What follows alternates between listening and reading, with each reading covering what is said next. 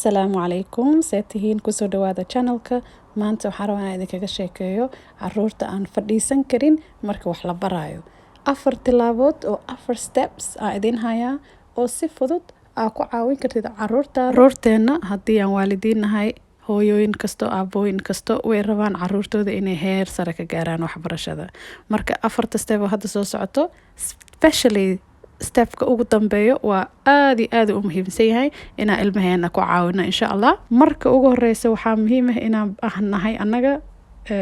slow waxa waaye inaan u tartiibino caruurta waxbarashada tartiib like ilmaha haddii ay aad u yaryihiin attentionkooda aad u yaryahay waqti yar leh wax xamili karaan soo daqiiqad 2 daqiiqo 4 daqiiqo 5 daqiiqo alxamdulillah intaasaa ku filan because maskaxdooda wax badan ma qaadi karto haddii uu cunuga intaas ka weyn yahay haddana inta daqiiqadaha oo double uga dhigay marka waxaa laga rabaa inaad slow uga bilaawdid horta markaasna tartiib ugu dartid daqiiqadaha waxbarashada especially markii ay yihiin caruur school wax ku soo barta oo haddana guriga homework ku sameynaysid maanta dhan ay wax baranayeen and then waa ku sii daray too much ay ku noqonay sometimes haddaa tahay waalid guriga homeschool ku sameeya sida anaga camalna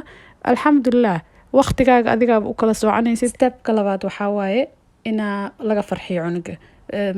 make it fun soo caruurta badanaa waxay jecel yihiin markii ay qosol lagu daro sheeko lagu daro maaweelo yar lagu daro marka wax kasta oo la baranayo si oo qosol ah u bar marka haddii xisaab baraysid adiga xisaabti u muuji fahansii like experience-ka adiga aad leedahay oo nolosha runta ah ku tus waxbarashada leeyay u arkin wax warqad leh laga baranayo oo hadhowti imtixaan leh loo galayo may waxbarashada wax loo baranayo u fahansii inay tahay wax oo loo baahan yahay inay noloshooda hadhow inay u isticmaalaan loo baahan yahay so information kasto hadda siinaysid waxaa la rabaa hadhowti inay ugu soo noqon karto maskaxdooda okay hadda ka hor sidaan hooyo ii sheegtay ama aabba ii sheegay how can I sidaan u isticmaali karaa haddana stepka saddexaad inaan ka caawino caruurta inay fadhiistaan markay wax baranayaan waa inaan motivation siinaa dhiirigelin qof kastoo la dhiirigeliyo horumar uu gaaraa dhiirigelin hooyo waa qurux badan tahay hooyo gabar fiicanaa tahay hooyo wiil fiicanaa tahay hooyo waa ku jeclahay kelmadahaas inaa loo isticmaalo stepka afraad oo haddana kan ahaa kan ugu muhiimsan waa inaan fiirinaa cunuga horteena fadhiyo gabadheena wiilkeena maxaa ku dhacay baahi ma hayso ma xanuunsan yahay ma daalan yahay jirkiisa ka warqabno like waa laga yaabaa inaa hadda cunto siisay oo haddana like 10 minutes after isleeda okay hadda aan wax barano and then uu ku dhaho ma aragta ka aragtid inuu rabo inuu wax barto so basically markaas waxaa isdhihi kartaa okay so either uu daalan yahay hadduu daalan yahay wax ma qaadanayo anyway so